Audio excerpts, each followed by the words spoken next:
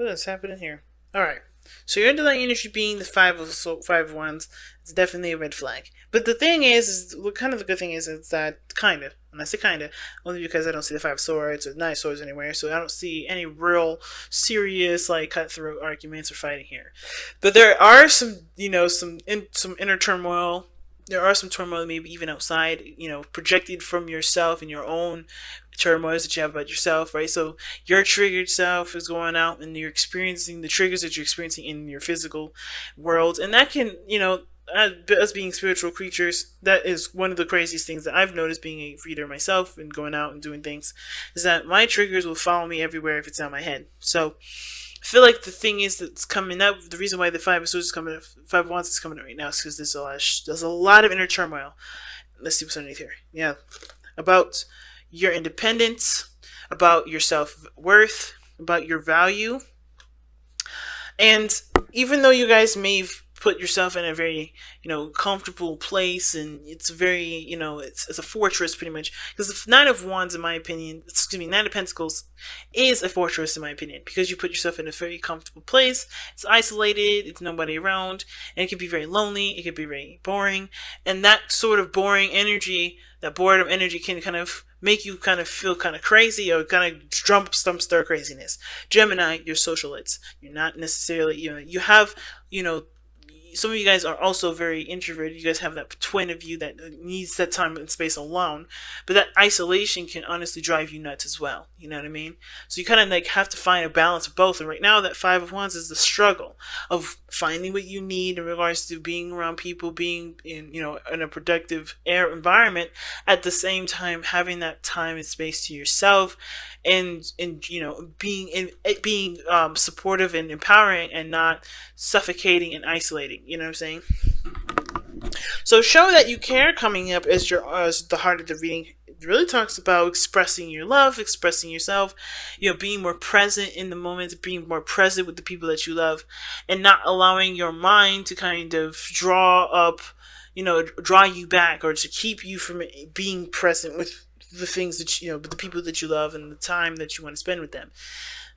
Show that you care can also indicate that, in times where there's some things that are difficult going on in your life, the last thing you want to do is like necessarily pull away, okay? Because of course it's always a good time to, take some time to reflect and things like that, but at the same time, when sometimes it's just not the best thing to do is to pull away. So I'm going to actually read the affirmation for this, because I feel very led to at this moment. So let's take a look, see as to what this is. Okay, show that you care. Do not distance yourselves from life and those around you. Reach out. Ask for help or support if you have need, or if someone within your circle is in need of care and support, then give it without hesitation or question. A trouble shared is a burden halved. Now is not the time to withdraw and be alone, nor is it the time to leave another in need. Be aware, be caring, be compassionate, reach out and be a friend, and allow others to be a friend to you. So yeah, isolation is not necessarily the best thing for you right now, and I was saying that too. So in the real big reason, and I think the real reason this is coming up, is not because you need to be told this, it's because you already know it. And the part that's hard is being comfortable taking that risk and going out and expressing yourself to somebody that you kind of don't necessarily trust. And it's not because you don't trust them, it's because you don't trust your own decisions and your own decision making at this moment. Now, the past is showing big time the Four of Coins, and that's definitely an isolating energy. This is all you by yourself. Nobody around you, nobody really, in need, and it's really just kind of keeping to yourself. And of course, there's nothing wrong with keeping to yourself and having time to yourself, like I said. But when it starts to become isolating, you start brewing some unhealthy patterns and, keeps you from growing in certain ways, is it really that good for you at that point, right? That's a decision that you have to make. But the situation here in the past was that you were very much alone a lot of the times. You had a lot of time by yourself, and that isolation is really a defense mechanism to keep yourself safe. Now, presently you have the Seven of Swords. There is a risk to going out and speaking your mind and communicating with people and putting yourself out there, but I kind of feel like for a lot of you guys, There's two parts of you, right? One of you that's amped and ready to go to do and take on this risk. At the same time, there's some of you guys that are avoiding the chance to communicate. This is kind of dodging it, procrastinating, moving away from it, leaving it, or trying to disappear from it, trying to ghost, like trying to leave the situation behind. I don't know if you have past commitments here that you were just kind of bored with, that you knew that was stable and it was familiar and it was cool in the moment, but now you're no longer interested in it, and you're now trying to just kind of flee the scene, if that makes sense, and not really face the situation head on, express what you can do, what you can't do, what you want change, what you don't want change, whatever. I feel like for a lot of you guys, some of you guys really want to just get the hell out of Dodge. And it's because it's just easier, it's less stressful, it's less on your mind, and it's also, it alleviates a lot of potential for a lot of stuff that you may or may not be necessarily insecure about, aka afraid of.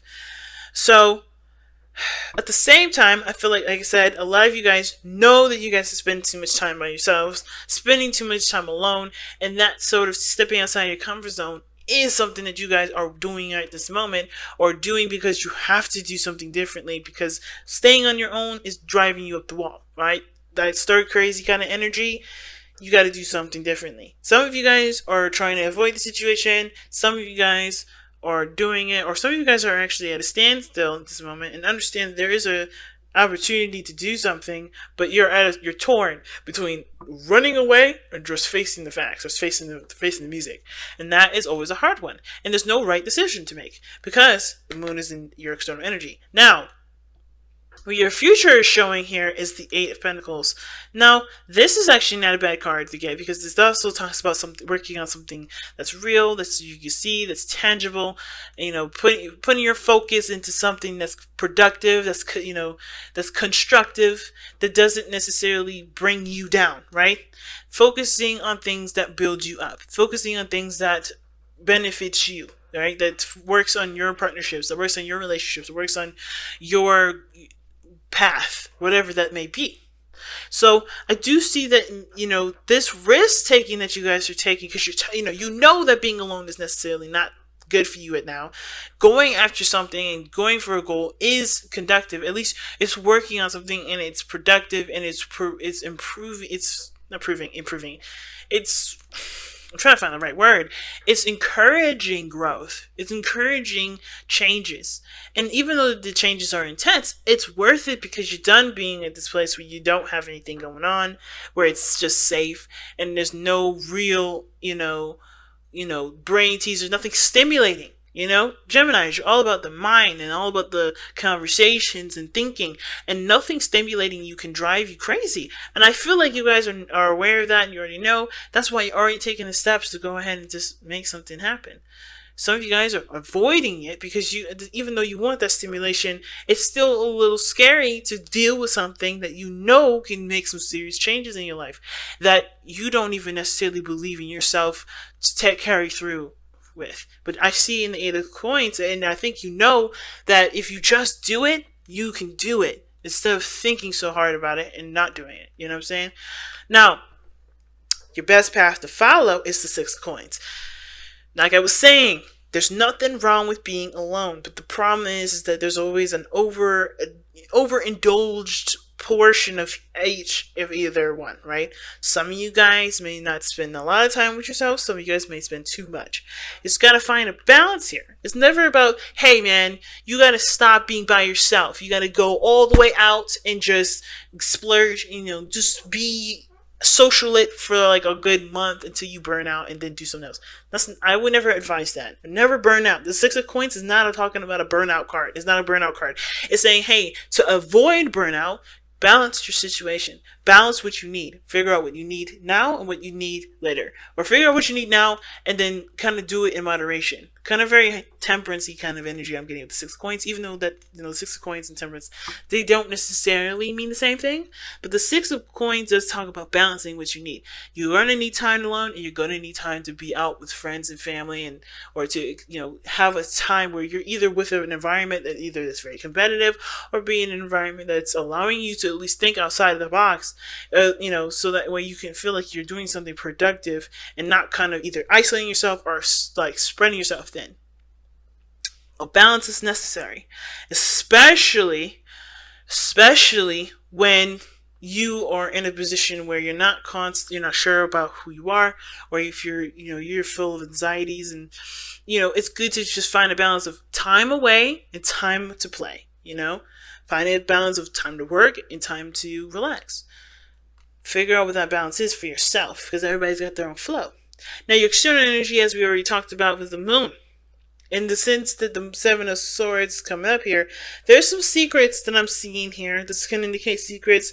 This can indicate some things, or some lies maybe. But, the biggest thing is that I think for a lot of you guys, I don't know if it's anybody lying to you, but I think there's a lot of avoiding of a situation, a lot of not addressing the situation, or honestly tackling a situation, because there's a lot of things that there's some things you either are worried about yourself, or the development of something. There's some insecurities that have come up with with a situation that does offer a potential for success, but has a huge amount of risk to it.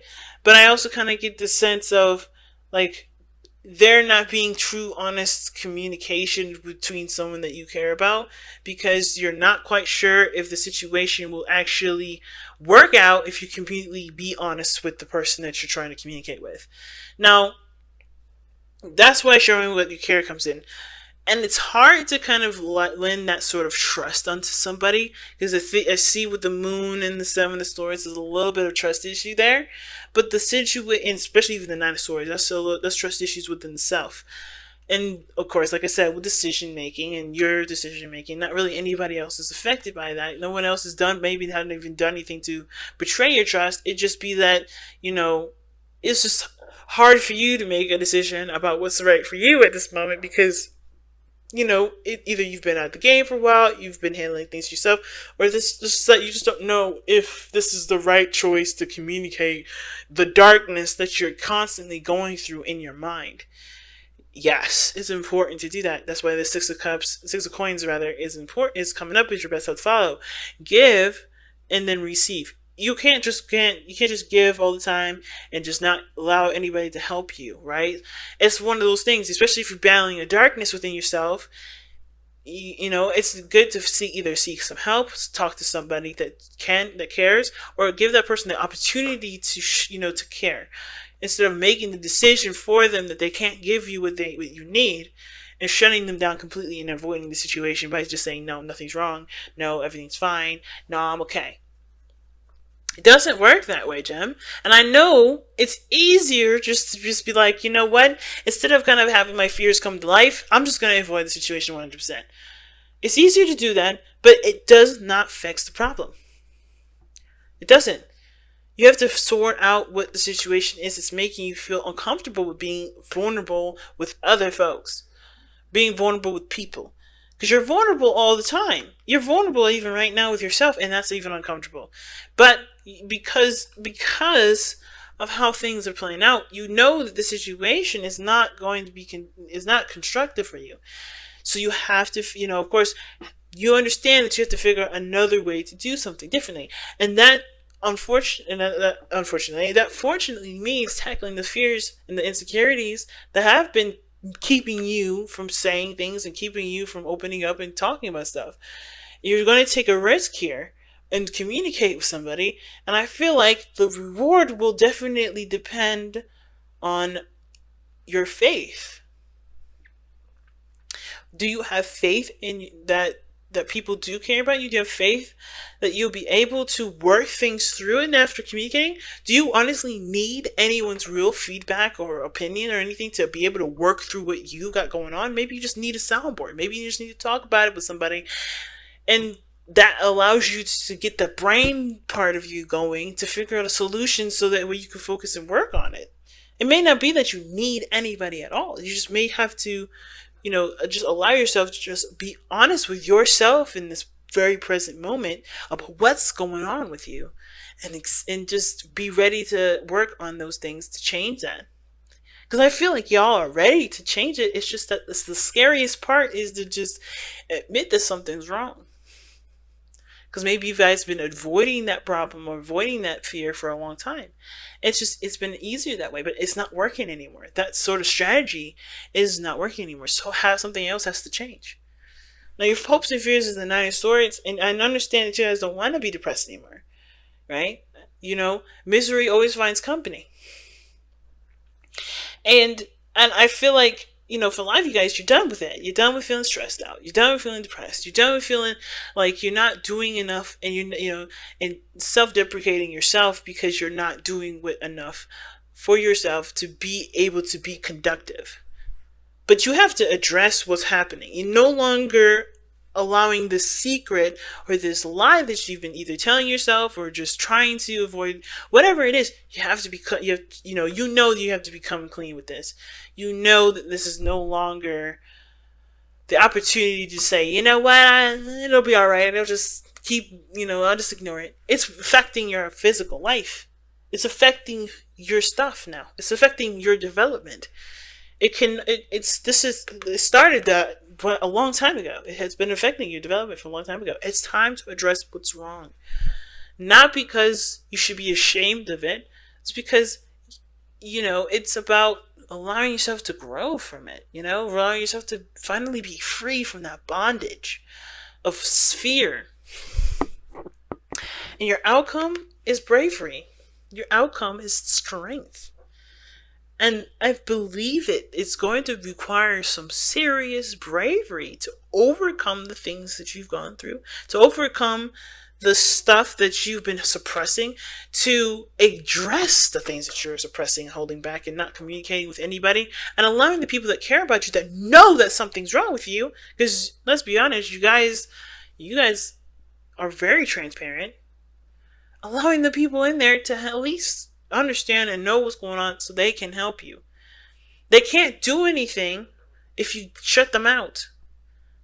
And you may not need them to do anything, but communicating with people and being honest with yourself by communicating with other people about what's going on, or communicating with people that care about you very deeply, expressing how you feel, that's the most important.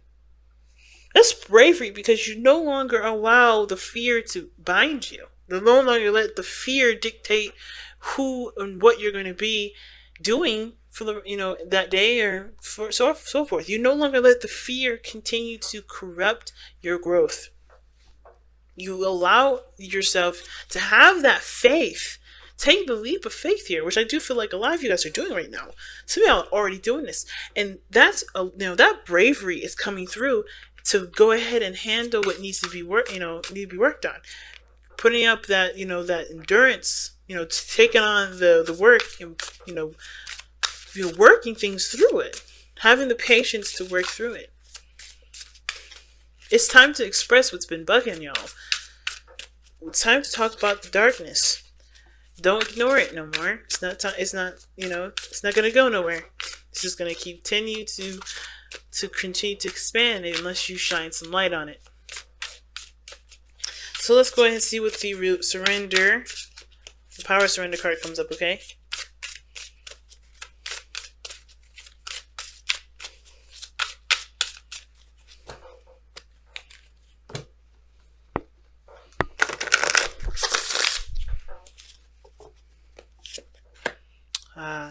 Surrender to your soul's path. All right. And it says, your life's journey has been perfectly designed for your soul's growth. Embrace every lesson and every moment. Surrender to soul's path. And I don't believe in predestination. I don't. I believe in free will. And the thing is about this card that I kind of actually think is the best is that how things have always kind of things go by,